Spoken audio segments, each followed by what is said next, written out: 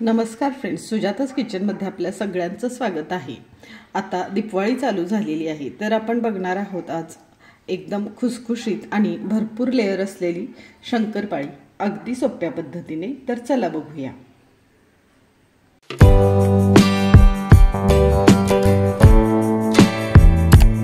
तर चला बघूया त्यासाठी लागणारं साहित्य।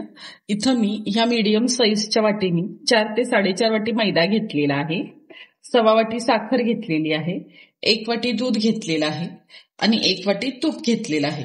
तुम्ही तुपाऐवजी तेल वापरलं तरी चालेल, दुधाऐवजी पाणी जरी वापरलं तरी चालेल। तर आधी सगळ्यात आपण 1 वाटी दूध पातेल्यात घालून घेऊया आणि जी आपण 1/4 वाटी साखर घेतलेली आहे ती दुधात टाकून घेऊया आणि हे मिश्रण आपण व्यवस्थित मिक्स करून घेऊया। खूप वेळ उकळवायचं नाहीये, फक्त आपल्याला साखर विरघळून घ्यायची आहे दुधात। तर हे 1-2 मिनिट आपण छान उकळवून घेऊया। तर आता तुम्ही बघू शकता इथं आपलं दुधामध्ये साखर पूर्ण विरघळलेली आहे, उकळी वगैरे आपण आणलेली नाहीये। तर आता आपण इथं गॅस बंद करूया आणि याच्यात आपण जे 1 वाटी तूप घेतलेलं आहे ते घालून घेऊया सगळं। तुम्ही तुपाऐवजी तेल जरी वापरलं तरी चालेल किंवा निम्म जरी वापरलं तूप, अर्ध तेल अर्ध तरी चालेल। आता हे पुन्हा एकदा व्यवस्थित मिक्स करून घेऊया। दूध गरम असल्यामुळे हे मिक्स होतं व्यवस्थित, फक्त उकळी येऊ द्यायची नाही जास्त। आपण गॅस बंदच केलेला आहे आता आणि हे मिश्रण एका पसरट भांड्यात म्हणजे आपण परातीत काढून घेऊया आणि थंड होऊ देऊया आधी।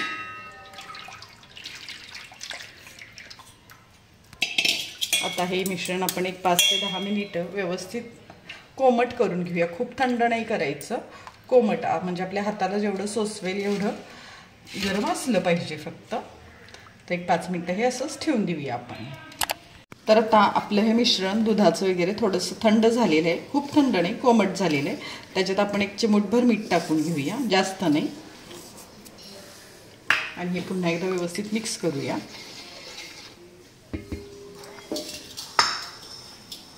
आणि आता आपण शंकरपाळीचं पीठ मळून घेऊया। जेवढा आपला मैदा बसेल असं पीठ घालायचं, एकत्र नाही घालायचा मैदा, थोडा थोडा घालायचा मिक्स करत करत। आधी एवढाच मैदा आपण मिक्स करून घेऊया। बऱ्यापैकी मिश्रण आपलं कोमट आहे, थोडंसं हलक्या हाताने मिक्स करत करत आपण मैदा याच्यात मिक्स करून घेऊया सगळा। बऱ्यापैकी आपलं हे घट्ट झालेलं आहे, आपण अजून मैदा याच्यात टाकूया, बसतो अजून मैदा। आपण जे प्रमाण घेतलेलं आहे त्याच्यात 5 वाटी मैदा म्हणजेच जवळजवळ 1 किलो मैदा व्यवस्थित बसतो। खूप घट्ट पण नाही करायचं, खूप पातळ पण नाही करायचं, गोळा होऊपर्यंत आपण मैदा मिक्स करायचा। बघू शकताय तुम्ही, कोमट असल्यामुळे मिश्रण व्यवस्थित बसतो मैदा। जर थंड झालं तर थोडासा कमी बसतो, त्यामुळे मैदा जोपर्यंत आपलं दुधाचं मिश्रण कोमट आहे तोपर्यंतच मिक्स करून घ्यायचं, जेवढं आपल्याला मळता येईल तेवढं। थोडंसं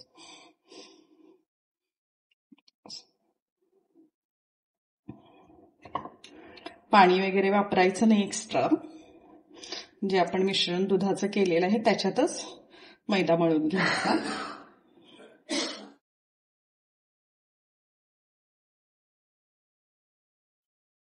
आता बऱ्यापैकी आपलं मैदा बसलेला आहे याच्यात। आता आहे एवढाच मैदा आपण फक्त व्यवस्थित एकत्र करून घेऊया। खूप जास्त मळायचा पण नाही, अगदी आपण चपातीला वगैरे मळतो अशी कणिक नाही मळायची, व्यवस्थित असं मोठं मोठंच मिक्स करून घ्यायचं फक्त।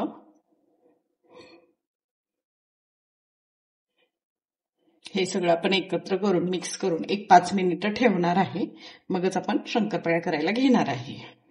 तर बघू शकता तुम्ही व्यवस्थित आता गोळा आपला मैद्याचा झालेला इथं। तर आपण हे एक 5 मिनिटं ठेवून देऊया झाकून आणि मग आपण शंकरपाळ्या करायला घेऊया। तर आपलं पीठ मळून एक 5 मिनिट आपण ठेवलेलं आहे, बऱ्यापैकी सॉफ्ट झालेलं आहे, खूप सॉफ्ट नाहीच आपण करणार पीठ। आता याच्यातला आपल्याला पाहिजे तेवढा गोळा काढून घेऊया। खूप असं एकदम चपातीला कसं करतो तसं नाही करायचं, जसा आहे गोळा शक्यतो ओबड धोबड तसाच घ्यायचा। काही होत नाही असं जरी असलं तरी, उलट शंकरपाळ्या छान होतात. फक्त लाटता येईल असं घ्यायचा. आता आपण शंकरपाळी लाटूया. अगदी न मैदा वगैरे लाटता सुद्धा ह्या शंकरपाळ्या व्यवस्थित लाटता येतात. बघू शकताय तुम्ही. खूप पातळ आपण लाटतच नाही. पीठ आपलं छान भिजलेलं आहे. पाहिजे तशा जाड तुम्ही लाटून घेऊ शकता. तेलात टाकल्याची अजून आपल्या शंकरपाळ्या छान फुलतात. त्यामुळे खूप जाड पण नाही ठेवायच्या किंवा अगदी पातळ पण नाही करायच्या. एक अर्धा इंच जाड थोडंसं ठेवायची पोळी. बघू शकता तुम्ही. आता इथे मी बऱ्यापैकी जाडच ठेवलेली आहे, पातळ नाही केलेली. आता आपण शंकरपाळ्या कट करूया.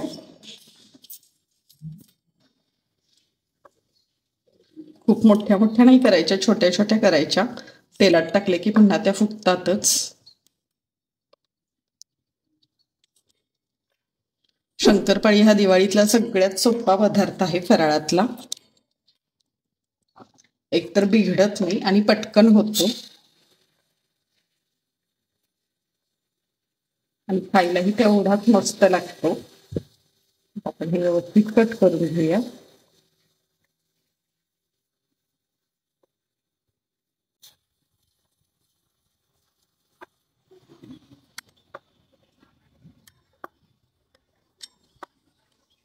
आता ह्या शंकरपाळ्या कट करून झालेल्या आहेत.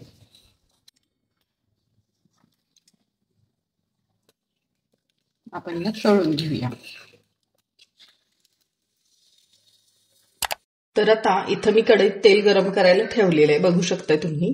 आपण एक पिठाचा गोळा टाकून बघूया. तेल आपलं तापलेलं आहे चांगलं. गॅस थोडासा बंद करूया आणि आता आपण याच्यात शंकरपाळ्या सोडूया. शंकरपाळ्या सोडताना शक्यतो हाताने नाही सोडायच्या, अशा झाऱ्यात घ्यायच्या आणि मग तेलात सोडायच्या. म्हणजे आपलं अंगावर उडत नाही तेल, हातावर वगैरे, आणि व्यवस्थित सोडल्याही जातात. तर आता इथे मी सगळ्या शंकरपाळ्या झाऱ्यात घेते आणि आता आपण ह्या तेलात सोडूया. बघू शकताय तुम्ही. तेल व्यवस्थित आपलं तापलेलं आहे, बऱ्यापैकी तापलेलं आहे. गॅस थोडासा आता लावते, पुन्हा बारीक करते एकदम. लगेच शंकरपाळ्या हलवायच्या नाहीत, थोड्याशा त्या आपोआप वर येऊ द्यायच्या. सेट झाल्या की येतात त्या व्यवस्थित वर. एक अर्ध्या मिनिटाने थोडस हलक्या हाताने आपण मोकळ्या करूया. थोड्याशा आता हलवूया आपण. बघू शकता तुम्ही, छान अशा फुलतायत शंकरपाळ्या. तेल पण आपलं व्यवस्थित तापलेलं आहे, खूप जास्त कडक असं तेल नाहीये. आपण अशाच ह्या शंकरपाळ्या व्यवस्थित सोनेरी रंगावर तळून घेणार आहे. बघू शकता तुम्ही, शंकरपाळी ती छान फुललेली आहे, एकदम अशी चौपट झालेली आहे शंकरपाळी. तर आता आपण ही व्यवस्थित तळून घेऊया.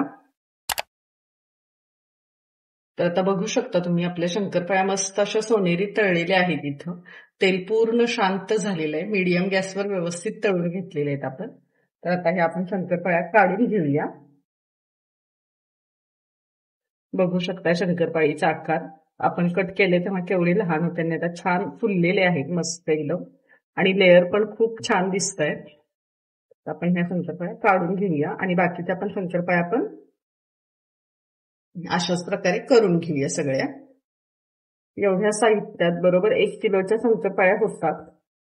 म्हणजे 1 किलो मैदा बसतो तेवढ्या आपल्या मिश्रणात. 1 वाटी दूध, 1.25 वाटी साखर मध्ये. आता आपण बाकीच्या पण शंकरपाळ्या अशाच प्रकारे करून घेऊ. तर फ्रेंड्स, आपल्या शंकरपाळ्या अगदी मोजक्या साहित्यात आणि खूप कमी वेळेत खूप सुंदर झाले आहेत. अगदी भरपूर पदर आपल्या शंकरपाळीला इथं पडलेले आहेत. तर अशा प्रकारे शंकरपाळी या दिवाळीत एकदा नक्की ट्राय करून बघा. आणि व्हिडिओ आवडल्यास व्हिडिओला लाईक आणि हाईप नक्की करा आणि आपल्या चॅनलला सबस्क्राईब नक्की करा. धन्यवाद.